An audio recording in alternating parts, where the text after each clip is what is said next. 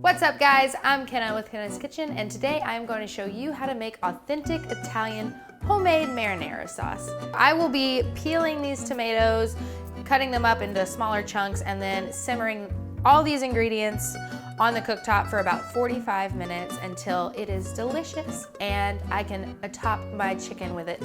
So this recipe does take a little bit of time and it is a little tedious. It takes about 45 minutes and you do have to watch it on the stovetop just to make sure it doesn't burn. But that is what makes it so good and so delicious. And when you're making it from tomatoes that you've grown, it just makes it all the better. So I love making my own marinara sauce. It just makes me feel like an old, Italian grandma who's like chasing the grandkids around with a wooden spatula. I don't know, it just brings me like homey vibes. So anyway, all right, so for ingredients, I have tomatoes, Italian parsley, extra virgin olive oil, white onion, basil, garlic, oregano, and salt and pepper. That's about it. A very short ingredient list for a very delicious marinara sauce. Okay guys, I have moved over to the cooktop. I'm going to get some water boiling so I can peel these tomatoes. Now, the best type of tomato to use is San Marzano tomatoes, and those are normally sweeter. They're grown like near a volcano, so the volcano provides like acidity or something, and I don't know, but they're sweeter and lower in acid because the volcano steals it or something. So those are normally the best tomatoes. I have my gardenia tomatoes, and those are just grown in my garden. So that's what I'm using. Use what you have, use what you like. But any Italian, they'll tell you, get your San Marzanos. And they'll say it like this, get the San Marzanos. Okay, so I'm gonna get this water boiling. I'm going to cut a little X like this. Like a little X. Just like that. All right, then we're gonna get our water boiling. So you put it in the water, they boil for 1 minute, you dump it in an ice water bath, literally just dunk it in there, and then you put them in a bowl and you can easily peel them like magic. I'll show you, it's incredible. So let me go ahead and get some ice in this bowl of water here, and then my water should be boiling, we can peel these tomatoes. We are finished with the scoring of the tomatoes. Now I'm gonna carefully place them in the boiling water. I don't want to drop them in because I might burn myself. Let's see if we can do this quickly. Alexa, start a timer for 1 minute. See how they're already splitting? It's splitting. Okay, so it's been a minute. Now I'm gonna dunk them in an ice bath.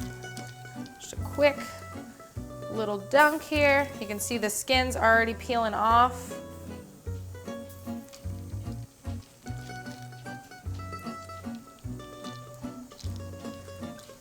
And they're not hot anymore, so you can grab them and touch them if you want. Now I've got to peel the tomatoes, prep the veggies, and then I can start my simmer. Okay, so now that the tomatoes are ready to be peeled, we are gonna go ahead and prep all of our veggies. So when we go to make the marinara, it is easy peasy after that. Let's start with the basil. I'm going to chiffonade, tomato, whatever. So we do that by stacking our basil like so. Okay, we've got stacked basil. Now we're going to roll it into a little basil blunt. No, yeah, so you roll it like this. You roll it into like a basil blunt or a basil cigar, whatever you want to call it. And then you just cut them into little sections. Like so, and then you have little ribbons of basil. We're gonna add that to our marinara. It smells so good. I love basil. And I grew this basil myself as well.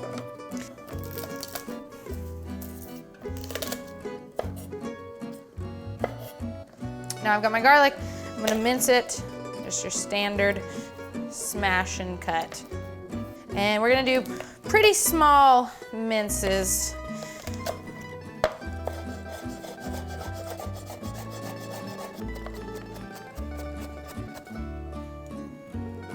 All right, and last but not least, my onion. But before I do that, let me get my wet paper towel. So, all right, we're just gonna get a wet paper towel and just set it right next to where I'm gonna cut the onion.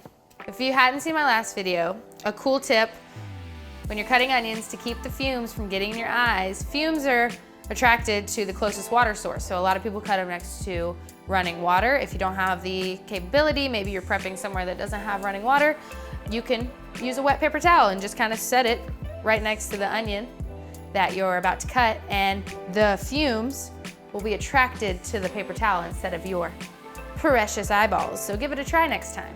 All right, let's cut the onion. All right, so I'm gonna do smaller cuts of onion just because we don't really like really chunky onion in our marinara. If you like really chunky onion, cut it chunky.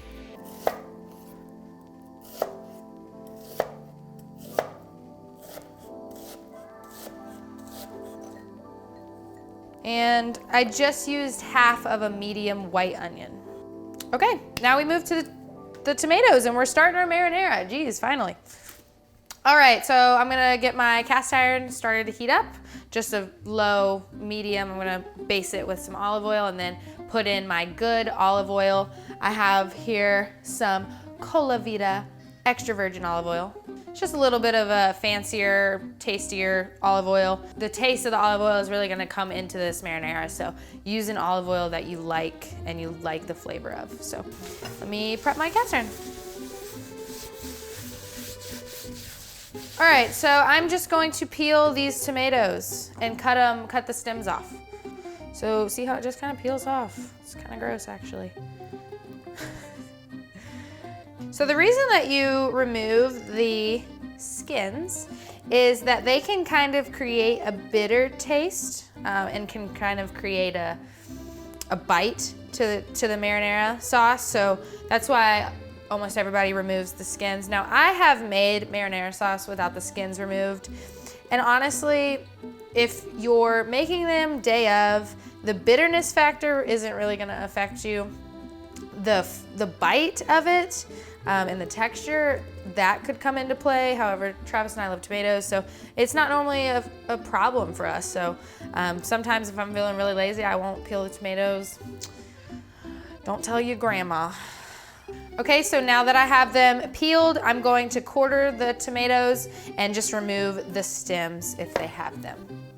Ooh, they're slippery, so make sure to watch yourself.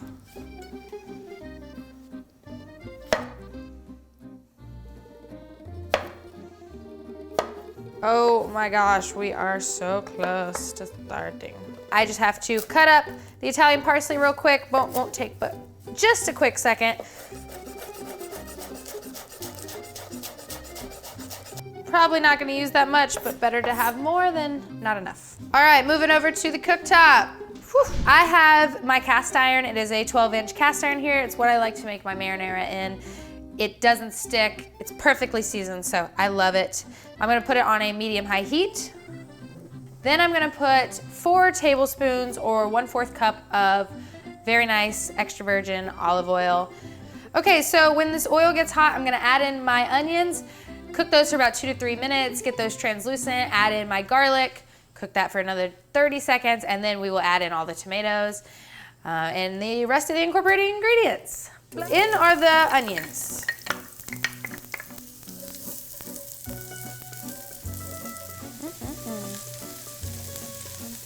Okay, so these onions smell amazing. They're starting to look translucent.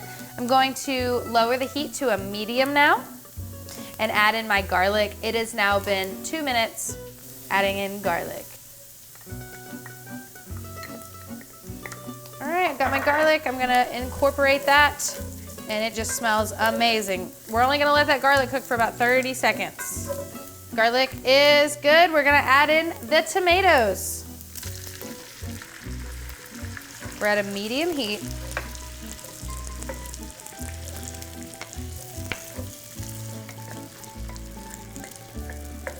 Okay, so now that I've added my tomatoes, I've incorporated them into the garlic, onions, and oil, I'm going to take my potato masher, or whatever kind of masher you have, and you're just gonna smush each of the tomatoes down. We're not trying to, you know, pummel these or anything. We're just one little kind of smush down on each one of the quarters that we've done.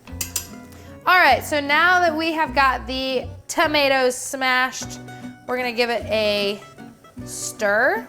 When my timer hits 15 minutes, I'm going to add all the rest of my ingredients, then we're gonna let it simmer for an additional 30 minutes and they will be done.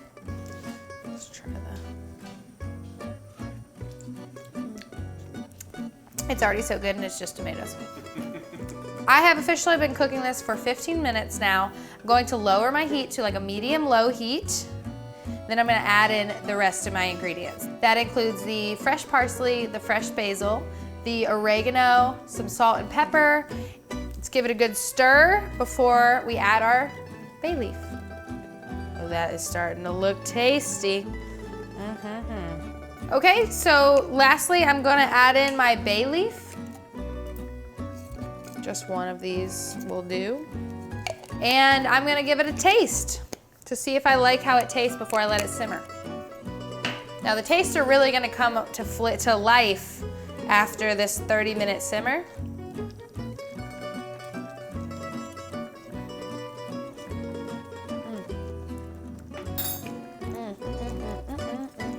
It needs more salt. So we're gonna go another pinch of salt. I'm thinking a pinch is a half a teaspoon. Don't forget about the bay leaf, personal note. If you forget the bay leaf, then depending on how you do your marinara, if you like to puree it up afterwards or just serve it, one person gets a bay leaf, or if you're like me and puree it after sometimes, everybody gets little tiny pieces of bay leaf. Don't forget your bay leaf. Don't forget your bay leaf. That marinara is looking tasty. All right, we're honing in on the flavor. The only thing that I think it could use is just a touch of sweetness. And like I mentioned before, the best type of tomato to use for an authentic Italian homemade marinara sauce is a San Marzano tomato. And those are known for being a little sweeter, a little less acidic. So to replace the lack of the San Marzanos, and because I only have my gardenias, I'm gonna add just a little bit of sugar, just a little bit of white sugar that'll bring in the sweetness and it'll be perfect, so. Oh, it is starting to look so tasty. Okay, so I'm gonna let this simmer. And I'm gonna stir it intermittently while I cook the rest of my dinner. Okay guys, it has been 30 minutes since I started the marinara sauce. I have been just stirring it, taking in all the smells, tasting it along the way because it's just so delicious. So while we let this marinara simmer, I am going to prepare the dish that I'm gonna use it for, chicken Parmigiana. I'm not doing anything crazy with this chicken Parmigiana, super simple, nothing fancy. I'm just gonna let the marinara sauce speak for itself. For this chicken, I'm just gonna cut it in half. You want super thin chickens for chicken Parmigiana. Keep one hand clean. All right, just gonna add a little bit of oil to fry these. Just light fry, just enough to coat the bottom. Turn that on. Get that up to a medium-high heat. Get that, while we're waiting for that to heat up, we will get our chickens ready. And now I'm just gonna pound them to little tiny chicken cutlets. And the reason for the cling wrap is one time I pounded these chicken when I was in college. I was like, oh, I'm gonna make them so thin. And I'm gonna pound them, and I pounded it, and chicken juice went all over the place, and it was disgusting. So I don't do that anymore. I cover it with cling wrap.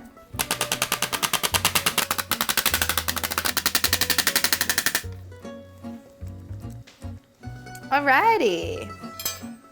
That's hot.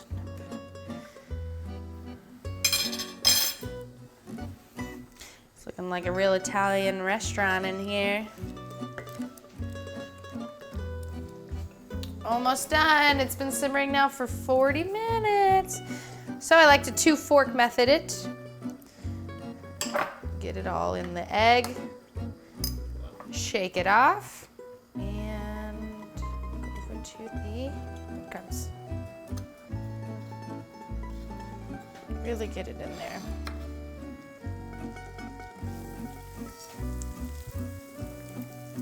All right, same thing with the next one. Dozer, get out of here. Can't have this till it's cooked.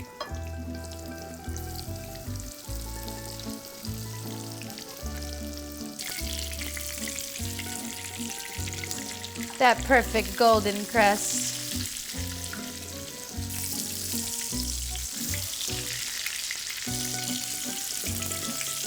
All right, I have just spooned up the infamous bay leaf. It's hot. Don't forget your bay leaf. Take it out at this point before you blend it in your immersion blender. Please, for the love of God, take your bay leaf out. Okay guys, my marinara is done. It has been simmering now for 45 minutes. If you can tell, it is super chunky, just the way Travis and I love it. If you have a textural issue and you don't like chunks, I recommend an immersion blender. I do that occasionally. I'll throw it all in a bowl, take my immersion blender, give it a pump or two, and in no time it is a creamy, smooth texture, no chunks at all. But Travis and I really like it with some chunk and some like taste and texture. So I'm gonna leave it as it is. This is exactly how we like it. I'm going to put it here on my chicken Parmigiana now.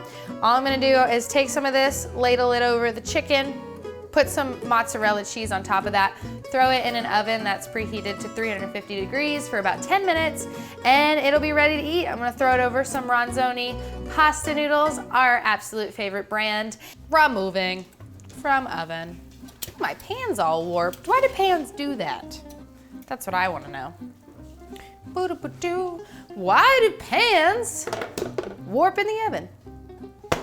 Don't make no damn sense. Man, that looks good though. Oh, it looks so good. Let's plate it. He likes it laying in a bed of pasta. All right, so I'm gonna put some more marinara right on top of this.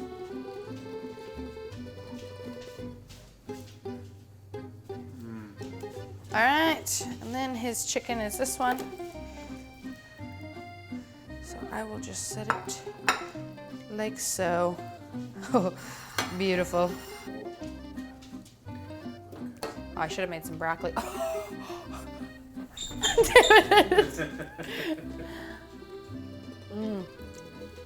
I love my cheese.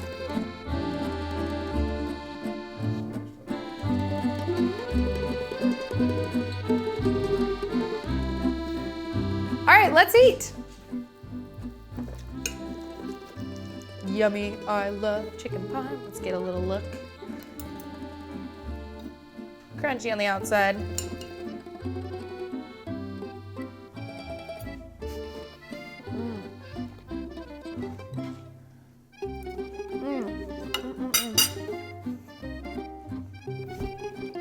Two thumbs up. It's so good, it's so fresh. Oh my goodness, that is so yummy. Okay, on that note, I really wanna go eat dinner, but thank you for sticking around and watching this week's episode on how to make your own authentic Italian homemade marinara sauce. Say hey in the comments. I love talking to you guys. If you wanna try this recipe, go ahead and check the description below. All the information is there. And if you like what you saw today, please hit the subscribe button and the like button. It's here or there, I can never remember. But thanks again for sticking around. I will see you next week, and the dogs are fighting. Can you shut the f up?